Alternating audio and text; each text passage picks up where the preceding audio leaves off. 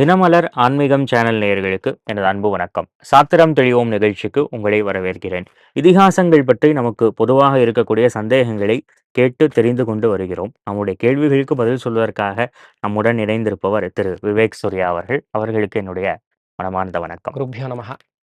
ரொம்ப தெளிவான, சுருக்கமான, அதே போல ஆதாரப்பூர்வமான பதில்களை சொல்லிட்டு வரீங்க. இப்போ ராமாயணத்தை பொறுத்தவரைக்கும் முக்கியமா ஒரு சந்தேகம் வருது. அதாவது சுக்ரீவன், வாலி 2 பேருமே சுக்ரீவனுக்கு உதவி பண்றதுக்காக ராமர் வந்து வாலிய வந்து வதம் பண்றார். அப்படி பண்ணும்போது வாலி வந்து ஒரு வரம் வாங்கியிருக்கார். தனக்கு முன்னாடி யார் வந்து நின்றாலும் அவருடைய பலத்தில் பாதி இவருக்கு வந்துரும் அப்படின்னு சொல்லி ஒரு வரம் இருந்ததாகவும், அதனால ராமர் வந்து வாலியை பின்னாடி இருந்து தாக்கினார். இது வந்து கொஞ்சம் கூட தர்மமே இல்லை அப்படின்னு ஒரு குற்றச்சாட்டு வைக்கப்படுது. இதுக்கு மாத்வர் சொல்லக்கூடிய விளக்கம் என்ன? குருப்யோ நமஹ. ஆச்சாரிய பவனோஸ்மாக்கம் ஆச்சாரியாணி ச பாரதி தேவோ நாராயண ஸ்ரீஷா தேவி மங்கள தேவதா. வாலி வதம் ரொம்ப அதுக்கு நிர்ணயம் மத்வாச்சாரியார் சொல்லியிருக்கார். ம். ரொம்ப சுவாரஸ்யமான கட்டம் தான் அது. ஓ. வாலி வதம் நடக்கிறது என்ன அப்படின்னா, சுக்ரீவனுக்கும் வாலிக்கும் யுத்தம் நடக்கிறது. பெருமாள் பின்னாடி இருந்து தாக்கினார் அப்படின்ட்டு. இந்த வாலிக்கும் சுக்ரீவனுக்கும் 2 தடவை யுத்தம் நடக்கிறது. ராமர் இருக்கிறப்பயே ராமர் இருக்கிறப்பயே 2 தடவை நடக்கிறது. ஓ. முதல் தடவையில ராமர் போய் கொல்லல.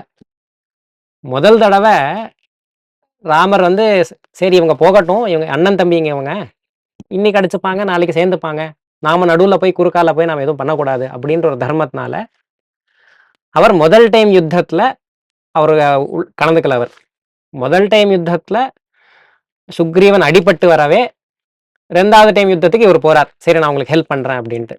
ஓ. சுக்ரீவனுக்கு ராமர் வாக்கு கொடுத்தாச்சு, நான் வாலிய வதம் பண்ணி உன்னை நான் ஆட்சியில உட்கார வைக்கிறேன். ராமரோட வாக்குது.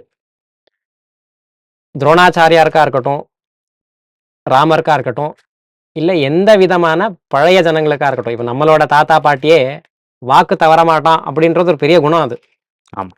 நம்ம சினிமாலெல்லாம் அதை எக்ஸாஜரேட்டே பண்ணியிருக்கா. கொடுத்த வாக்க தவற மாட்டார் இவர் அப்படின்ற எக்ஸாஜரேட்லாம் பண்ணி சொல்லியிருக்கா. அங்கே உண்மையாவே நடந்து காட்டியிருக்கா. அது நமக்கு இப்போ புரியாது.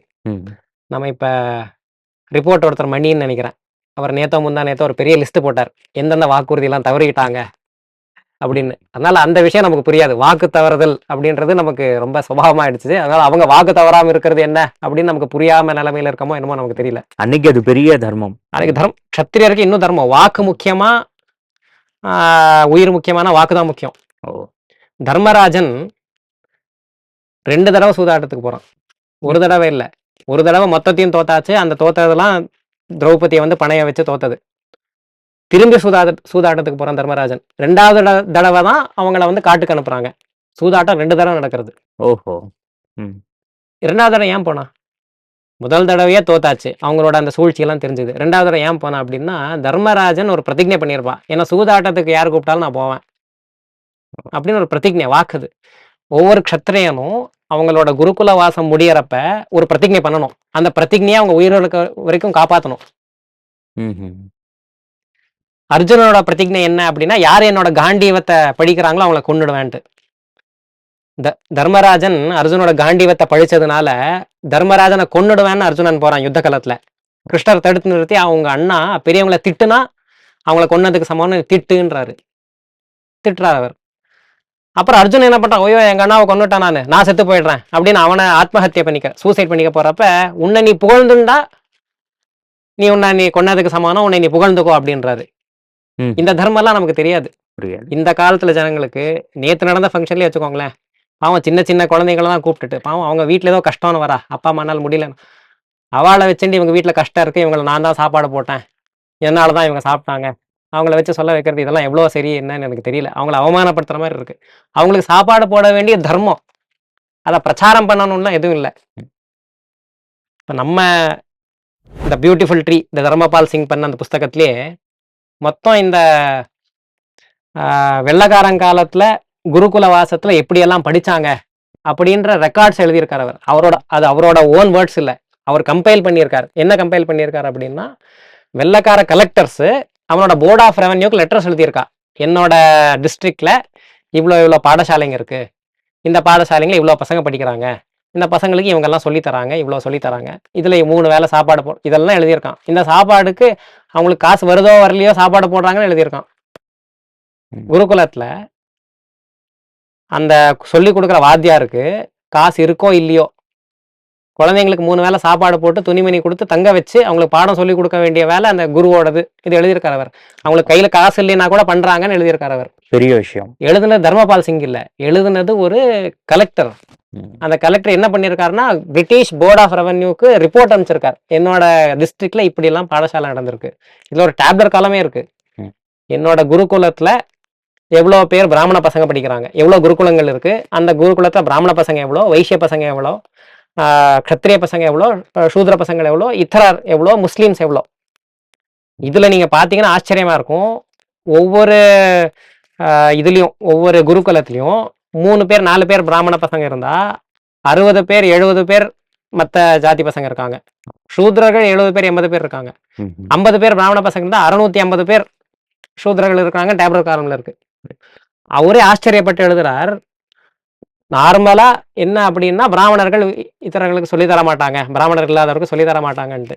ஆனா அந்த ஸ்டாட்டிஸ்டிக்ஸ் என்ன சொல்லுது அப்படின்னா, எந்த மாவட்டத்துல பிராமணர்கள் ஜாஸ்தி இருக்கிறாங்களோ அந்த மாவட்டத்துல பிராமணர் இல்லாதவர்கள் அதிகமா படிச்சிருக்காங்க. 67%, 68% ஒவ்வொரு ட்ரெடிஷ்னல் குருகுலத்துல. அப்பெல்லாம் இன்னும் இங்கிலீஷ் எஜுகேஷன் வரல. ஆமா, இங்கிலீஷ் எஜுகேஷன் வராதப்ப ஒவ்வொரு ட்ரெடிஷ்னல் குருகுலத்துல 64%, 70% நான் Brahmins, mainly Shudras have studied under Brahmin teachers. அவங்களுக்கு என்னென்ன பாடம் சொல்லி கொடுத்துருக்காங்க இதெல்லாம் எழுதியிருக்காங்க. இதுல விஷயம் என்ன அப்படின்னா, இவங்கெல்லாம் ஏன் பண்ணிட்டு இருந்தாங்க இந்த மாதிரி ஏன் பசங்களுக்கு சொல்லி கொடுத்துட்டு இருந்தாங்கன்னா, அது அவங்களுடைய கடமை, அவங்க டியூட்டி. இது என்னோட கடமை, இது நான் பண்ணணும்னு நான் உறுதிமொழி எடுத்துட்டேன், நான் இதை பண்ணுவேன், என்ன கஷ்டம் வந்தாலும் பண்ணுவேன். இதுக்கு சாட்சி நம்ம தர்மபால் சிங் புக்லயே இருக்கு. புராணத்துக்குலாம் போக தேவையில்லை. இப்ப 200 வருஷத்துக்கு முன்னாடி beautiful tree, the beautiful tree அப்படின்னு. அப்படி அந்த அந்த க்ஷத்திரியர்களுக்கு அந்த வாக்குன்றது முக்கியம். இந்த தர்மராஜன் 2 தடவை சூதாட்டத்துக்கு போனதுக்கும் அந்த வாக்கு தான் காரணம். அர்ஜுனன் அவனை கொல்ல போனதுக்கும் தன்னைத்தானே மாயச்சென்று போனதுக்கும் அந்த வாக்கு தான் காரணம். இந்த மாதிரி அந்த வாக்கு கொடுத்திருக்காரு. வாக்கு ராமர் சுக்ரீவனுக்கு வாக்கு கொடுத்துட்டார். அந்த வாக்கை பரிபாலனை பண்ணணும். இப்ப 2வது தடவை யுத்தத்துக்கு போறார் சுக்ரீவர் வாலி கிட்ட. வாலி யாரு நிஜமா? வாலி இந்திரன் அவதாரம், இந்திரனோட அவதாரம். சுக்ரீவன் சூரியனோட அவதாரம். மகாபாரதத்துல கர்ணன் சூரியனோட அவதாரம், அர்ஜுனன் இந்திரன் அவதாரம். ஆமா.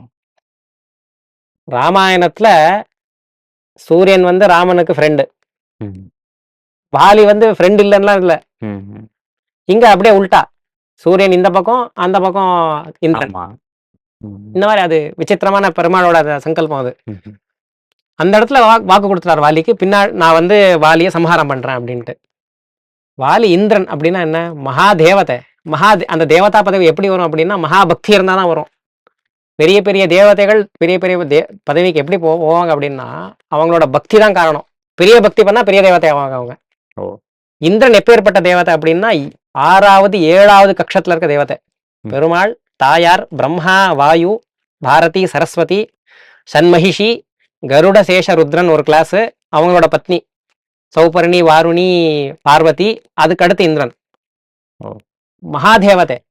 அந்த மகாதேவத்தை, அந்த மகா பதவி எப்படி வந்தது அப்படின்னா, பெருமாள் மேல அவ்வளவு பக்தி இருக்கிறதுனாலதான் வந்தது. இப்ப வாலி முன்னாடி போய் ராமர் நின்றிருந்தா, வாலி பெருமாள் முன்னாடி காலில் விழுந்திருப்பாரு. காலில் விழுந்தா எப்படி கொள்றது? கொல்ல முடியாது. சுக்ரீவன் கொடுத்த வாக்கு என்னாச்சு? தனக்கு கலங்கம் வந்தாலும் பரவாயில்ல, தான் கொடுத்த வாக்கு பொய்க்க கூடாது.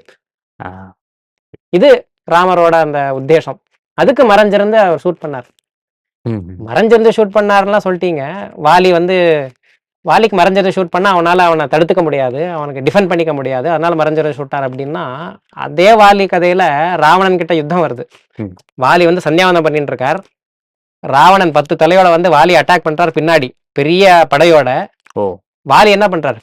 சந்தியாவந்தம் பண்ணிட்டு இருக்கப்ப எடுத்து அக்கல்ல வச்சுக்கிறார் ராவணனை. அக்கல்ல மாட்டின்னு சந்தியாவந்தம் பண்றாரு அவர்.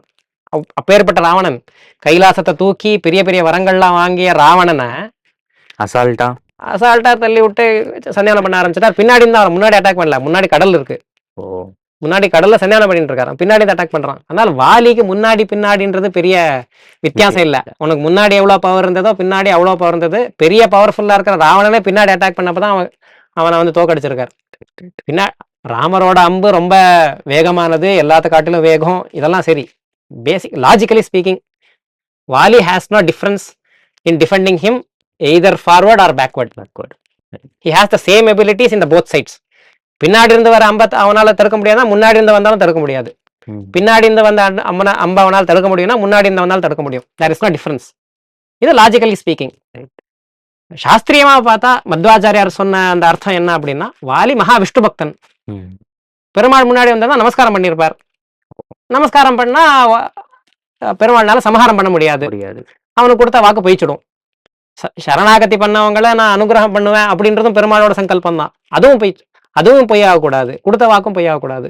இல்லை பரவாயில்ல, நான் பின்னாடி இருந்து நான் அம்ப விடுறேன் அப்படின்னு விட்டுருக்காரு. அந்த பின்னாடி இந்த ஒரு டம்பு doesn't make any difference with Vaali, because he is as much as capable as he is facing the weapon. ரொம்ப அருமையா சொன்னீங்க. அதாவது வாலிக்கு முன்னாடி இருந்து அம்பு விட்டாலும் சரி, பின்னாடி இருந்து அம்பு விட்டாலும் சரி, ஒன்றும் டிஃப்ரென்ஸ் இல்லை. ப்ளஸ் வந்து நீங்க சொன்னது போல வாலி வதம் அப்படிங்கிறது எந்த இடத்துலையுமே தர்மத்துக்கு மாறுபட்ட ஒரு விஷயம் இல்லை அப்படிங்கிறத சொன்னீங்க.